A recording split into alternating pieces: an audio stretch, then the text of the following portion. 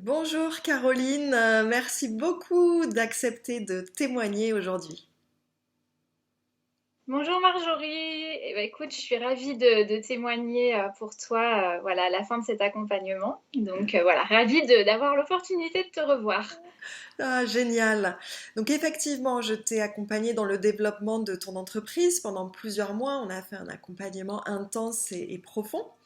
Est-ce que pour commencer, tu pourrais te présenter, dire aux personnes qui nous écoutent qui tu es, ce que tu fais dans la vie? Eh bien oui, alors je suis en fait illustratrice. Je travaille alors pour différents éditeurs français et notamment les éditions Marabout, où j'ai publié un album dans leurs éditions en janvier dernier. Et à l'occasion aussi, je fais des chroniques dans le Huffington Post qui sont à la fois écrites et illustrées. Et donc, à côté, je suis illustratrice pour créer des messages impactants en fait pour les entreprises éthiques et responsables. Donc, j'ai aussi une clientèle, une clientèle d'entreprises et entrepreneurs qui complète en fait mon boulot avec les maisons d'édition.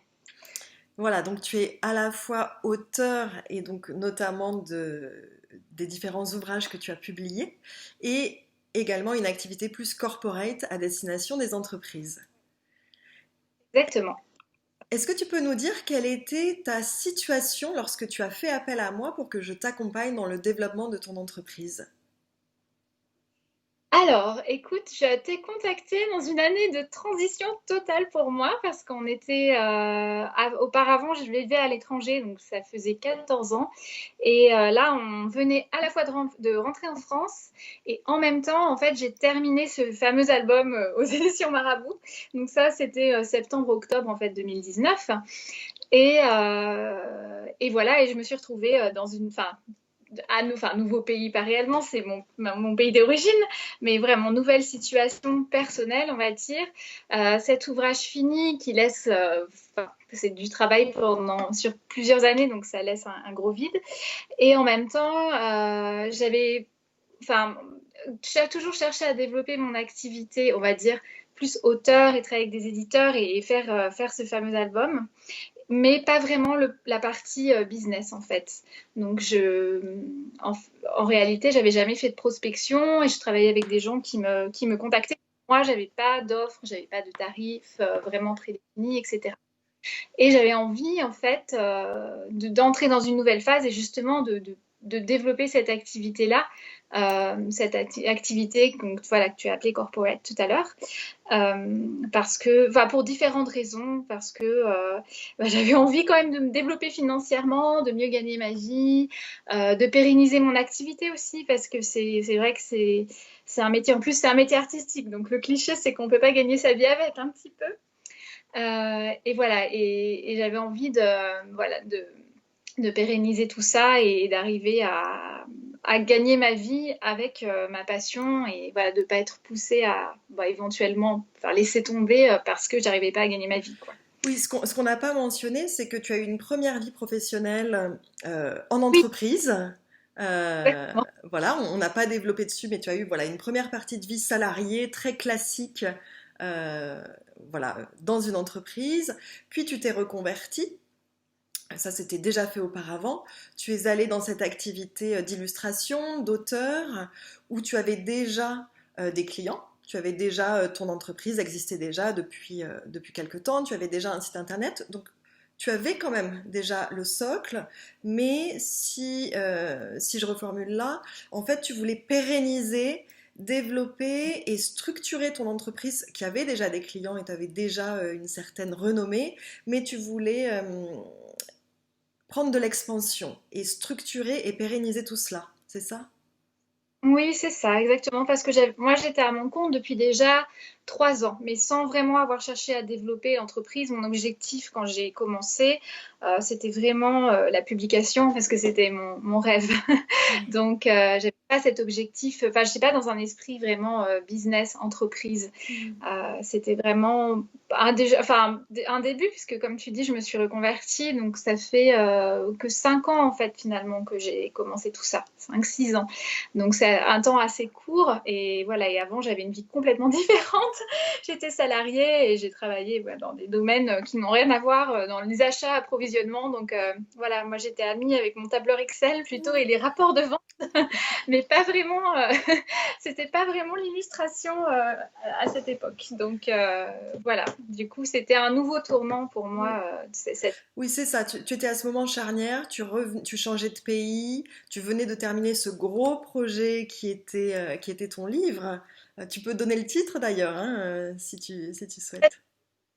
C'est pas aux éditions Marabout, c'est la collection Marabule, c'est leur collection de BD. Voilà, Ouais. en janvier dernier. Ma vie de licorne. Donc c'est ça.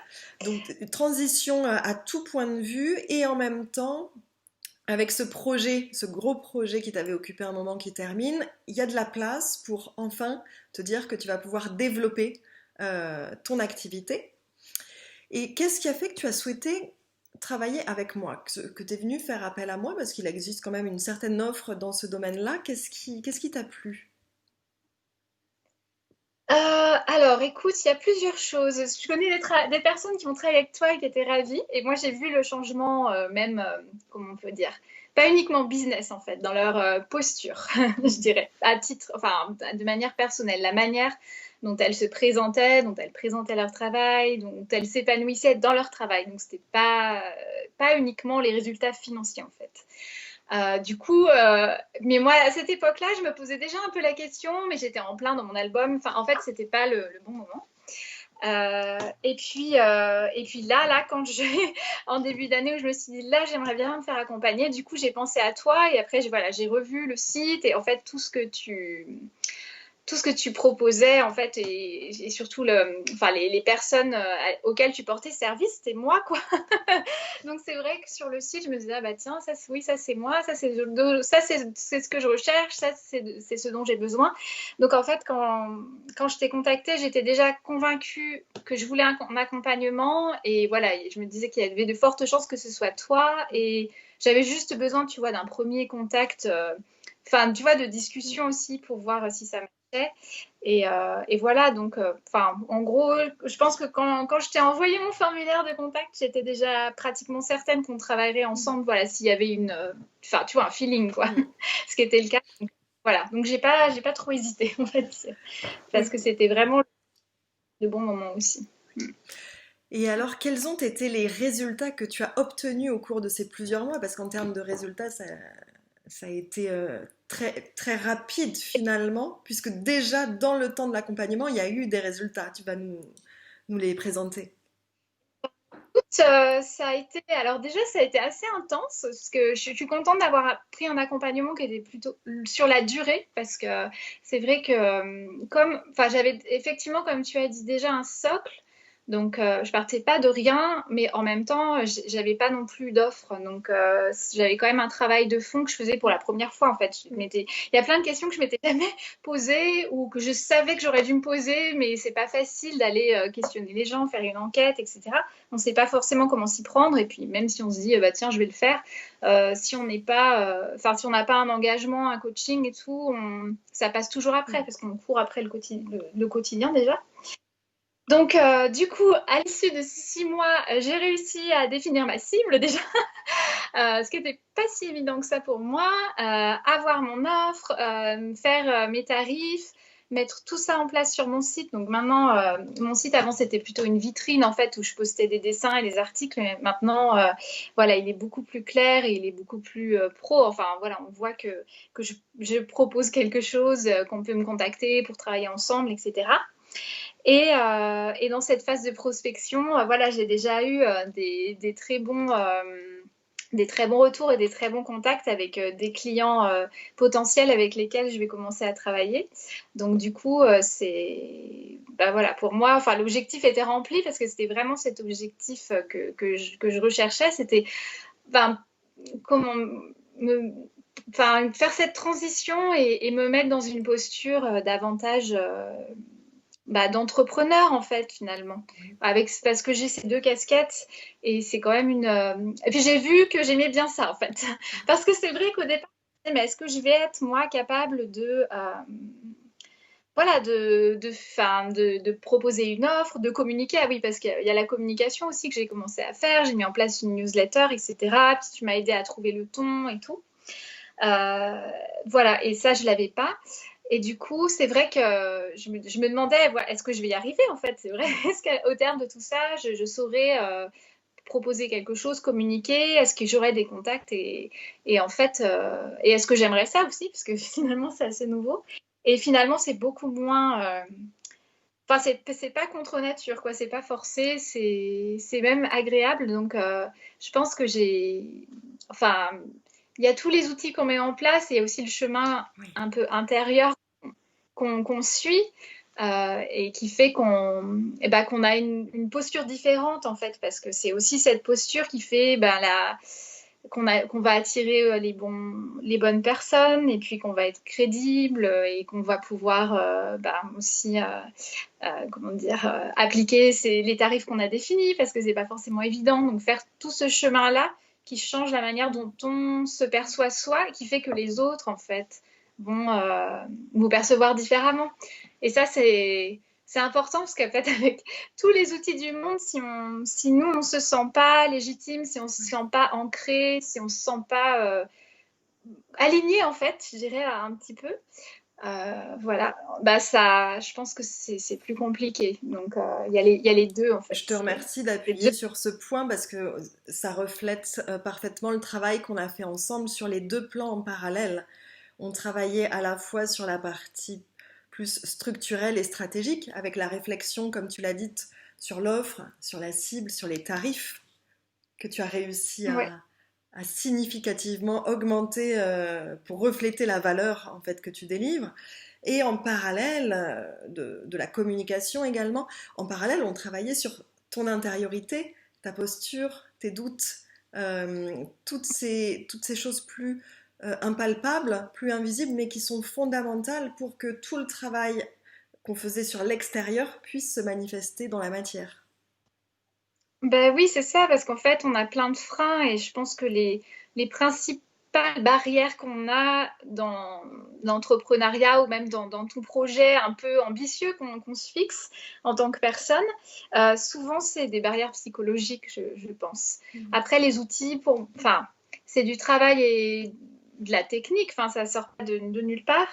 Mais, euh, mais je pense que ce qui se passe dans la tête et tous les petits messages qu'on peut s'envoyer sur le fait de ne pas croire en soi ou y croire, au contraire, ça change beaucoup. C'est ça qui fait qu'on peut accomplir des choses et persévérer et avancer et grandir aussi. Parce que voilà, là c'était le but de grandir. Et c'est aussi intéressant de remarquer que même sur une activité qu'on pourrait croire euh, difficilement transposable avec une offre, comme l'activité d'illustration ou d'auteur, bah même Mm. avec une activité où au début tu voyais pas comment tu allais pouvoir faire une offre, imposer un tarif, bah là on a réussi à vraiment avoir quelque chose de très clair pour toi qui fait aussi que ce sera plus facile d'atteindre les objectifs financiers de développement que tu souhaites parce que tout est clair, tout est structuré.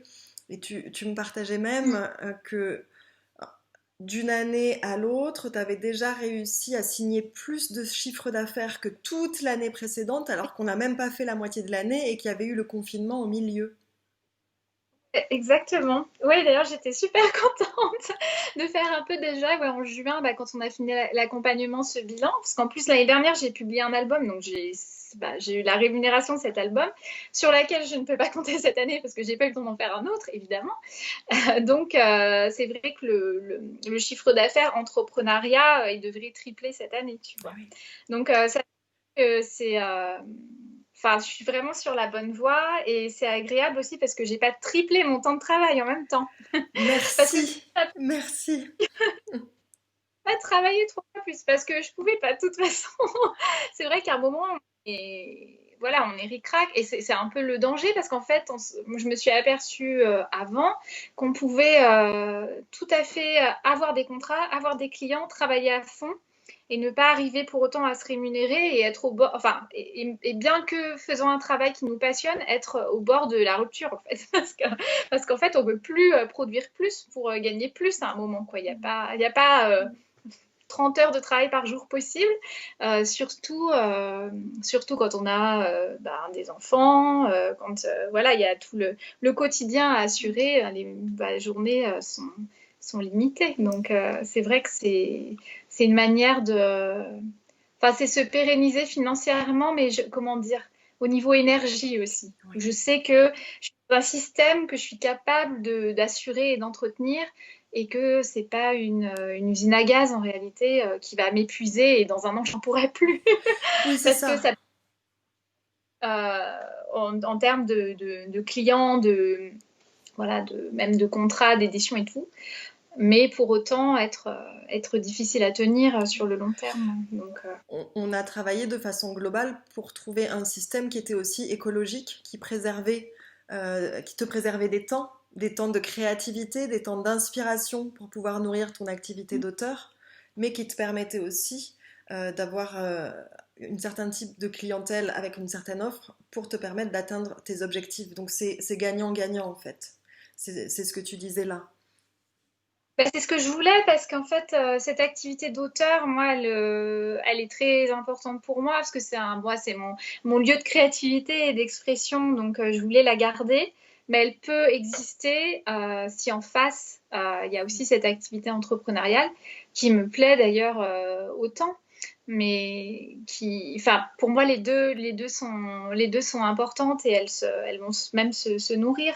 Donc, le fait d'avoir une clientèle en entreprise d'un côté me permet aussi d'avoir cette activité d'auteur à côté et je voulais pouvoir quand même préserver ce temps de création pour mes livres euh, parce que voilà, enfin, l'un ne va pas sans l'autre pour moi, j'avais besoin des deux. Donc Oui, et voilà, c'était le... on a réussi à intégrer ces deux composantes qui étaient toutes les deux importantes pour toi et à les mettre dans un système qui est à ton service.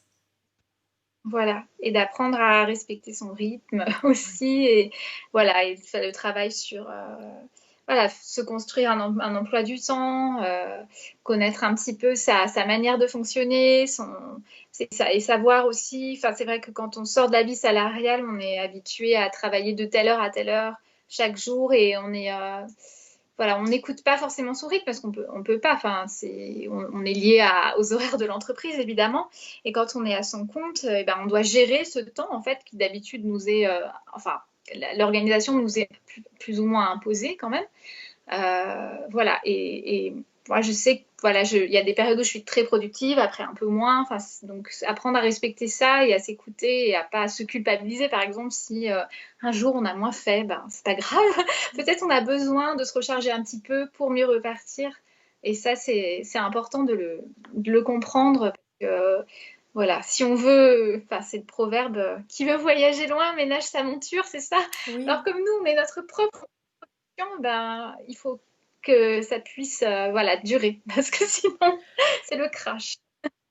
Voilà. cette durabilité, hein, très, très importante quand on est dirigeant, dirigeante. On a besoin effectivement de pouvoir tenir dans la durée tout en se préservant et tout en ayant le carburant, la joie, le moteur pour continuer. C'est ça, c'est garder la joie de faire qui est important. Caroline, quel est le plus grand changement que tu as vécu tout au long de cet accompagnement?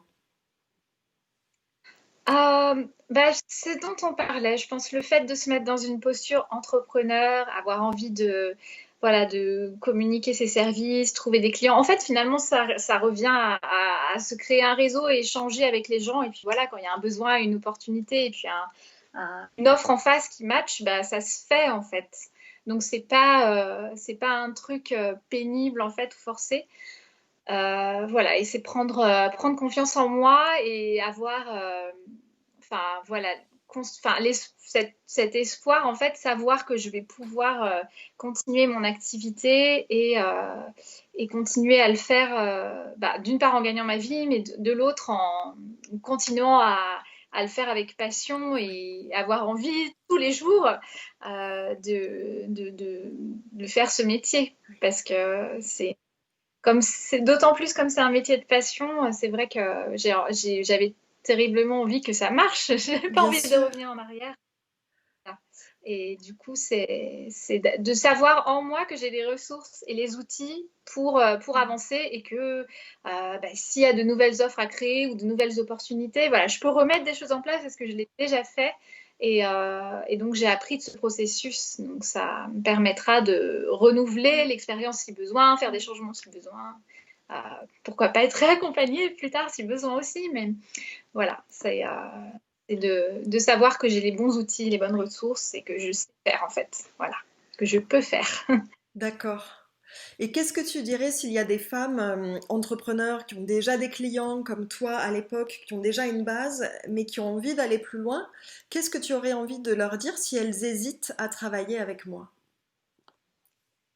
Et ben en fait, il faut pas avoir peur d'un investissement quelque part. Parce que si c'est quelque chose qui permet de franchir une marche vraiment importante, en fait, on a un retour sur investissement assez vite, je pense, même il suffit d'un ou deux contrats réellement.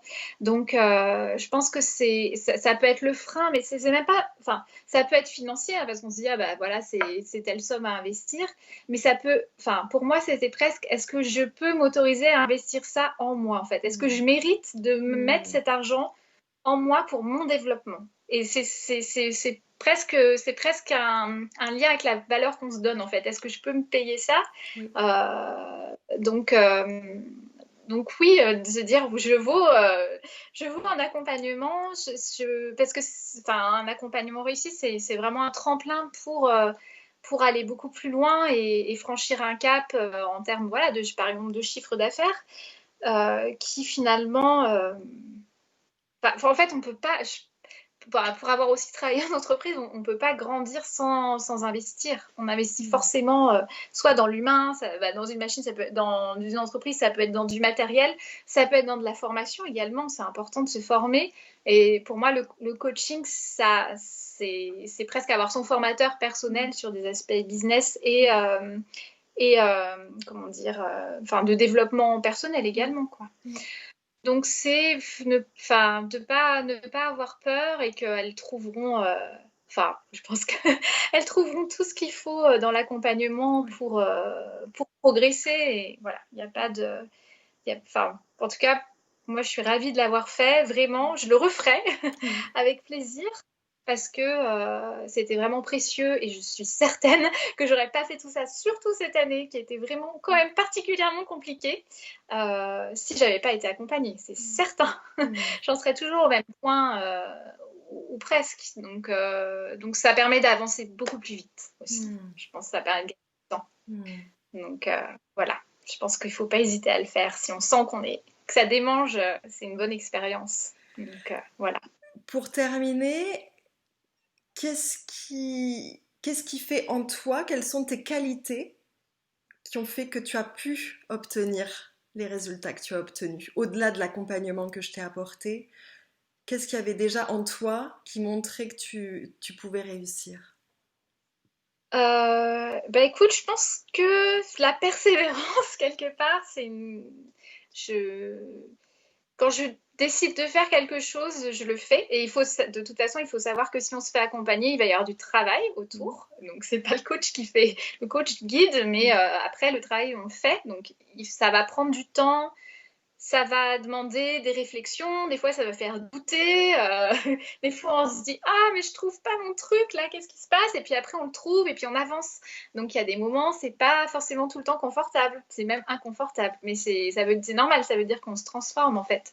Donc, je pense cette qualité de persévérance et de pas laisser tomber quand il y a un obstacle et d'être déterminé, je pense que c'est ce qui me permet d'avancer en fait. Et puis, je sais pas, peut-être la créativité aussi, le fait enfin, la créativité, c'est pas uniquement artistique, on peut la faire jouer dans plein de domaines, même créer une offre, c'est être créatif. Donc, tout le monde en a en fait. Quand on est entrepreneur, on en a de la créativité.